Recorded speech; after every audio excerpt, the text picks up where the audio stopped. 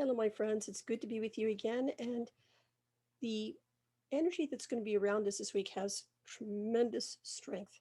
You'll feel it surging around you and within you. And for anybody who's curious as to the quote that I picked this week, with great strength and power comes great responsibility. If you're wondering if I'm a Spider Man fan, absolutely. But it does speak to a definite truth about power. But what is power exactly? Well, if you go with Native American spirituality, power is not measured by the dominance that you would have over another. Indeed, when I have done teaching in my mentoring, and again for different classes and so forth, power is the breath of the Great Spirit. And in other cultures, it is known as prana or chi. And again, I always joke that George Lucas called it the Force, but you get the idea. And this power flows around us, through us, unifies us. But it is with this power that we also have received from the Creator different talents, different gifts, things that give us the ability to become better people, the ability to interact and make an impact on the world. And this is what I wish to speak to you today because so many times uh, when I have the pleasure of speaking with all of you, there's this idea that somehow, unless if you are some sort of well known person or a celebrity, uh, someone who's exceptional, I guess, that most people think that somehow you don't have impact, you don't have power. And that is a tremendous lie. The gifts and talents that you have are your superpowers. They really are. Think about it. With that, they allow for you to reach for your dreams. They have the way of allowing for you to express yourself into the world, connect with others, make things that perhaps have never been seen or thought of before in the way that only you can present them. And with this power, you begin to shape the world, which is why the image that I picked, because all of us, you, myself, our friends who are with us seen and unseen, have the ability to shape the world. The world is in our hands. And being mindful of this power that you have every day when you are doing the best that you can do, and you're being mindful as how you carry yourself and really devote yourself to developing a skill or a talent. And I always add, it really should give you joy, make you feel, at the very least, fulfilled in a sense of purpose. Then you are adding to the positive quotient of this world. And when you are devoting yourself to your strengths and not judging your weaknesses as something that you should be ashamed of or hide, but again, your points where you may not have your superpowers. So here, maybe it's communications, it could be cooking, making somebody laugh, whatever it is that your superpowers are. Whatever you have, someone else doesn't. And again, what this person doesn't have, you do. And it makes a whole in this way. But in order to be able to harness power, you have to be very careful about what you choose to own. And what I find to be very sad, to be honest with you, is that most people find it easier to accept an insult than a compliment, or they know, I guess, how to respond to it more easily. When you are truly owning what is yours, it is just being honest. It is accepting, you know, not only when you make a mistake, own your mistakes. We all make them. And as best you can, do right. Forgive yourself for making the mistake. And if there's someone or some being that you've hurt, again, could be an animal companion, what have you, then asking for forgiveness, owning the fact that, hey, you're not perfect and you might have accidentally hurt another one, and doing good. But owning what is yours is not just that, it's also being careful to not take on what is not yours. And there could be several times, and I'm going to say motivations, where sometimes somebody might be tempted to do that. People pleasing is one. The idea of being a peacekeeper at all costs could be another one. But that also doesn't serve, because if you begin to own what is not yours, or trying to constantly compensate for what somebody else, where they should be using their superpowers properly, where they should be owning what is theirs, then you're doing a couple of the services. The first one is you're enabling a potentially imbalanced or toxic situation, or even by accident promoting a misunderstanding. But then the other thing too is, this is a case where that person never gets the opportunity to learn and to grow. And you're using your energy and consuming yourself in a way that is not healthy. So, with that, even though it might be tempting to people please or to try to keep the peace, again, the same thing is true. Just being honest, owning your participation, let them own theirs. They have the same opportunities that you have. But I want to move forward with this. It's not just whenever somebody says, own what's yours, it's typically when it's something distasteful. And it's not. It's owning the good stuff too. Owning your superpowers.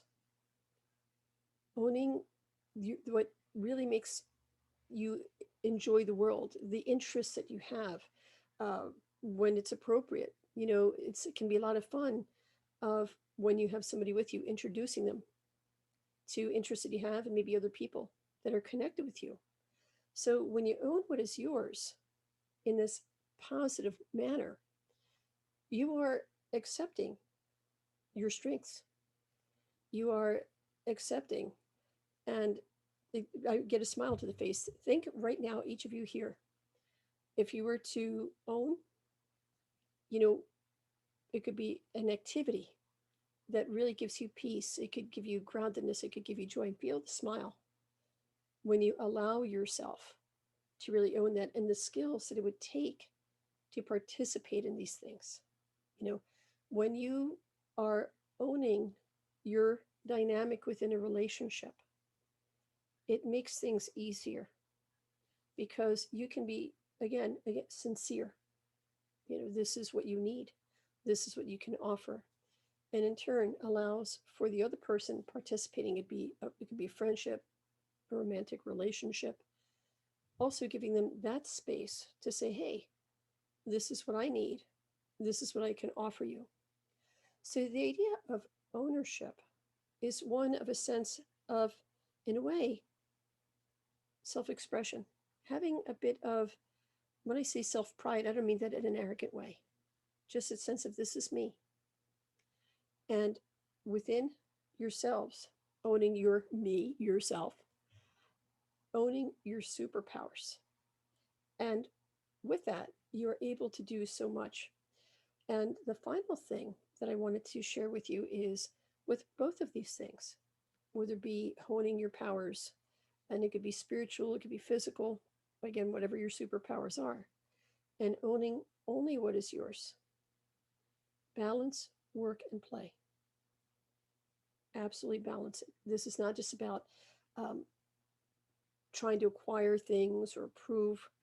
I know for me that with honing my superpowers, I love sharing time. I'd like to think that one of my superpowers is being able to connect with all of you and to inspire. And by sharing that, it gives me joy. And when I am sometimes very frustrated with technology, you would, if there was a blooper reel, trust me, you guys would be rolling on the floor. Trust me.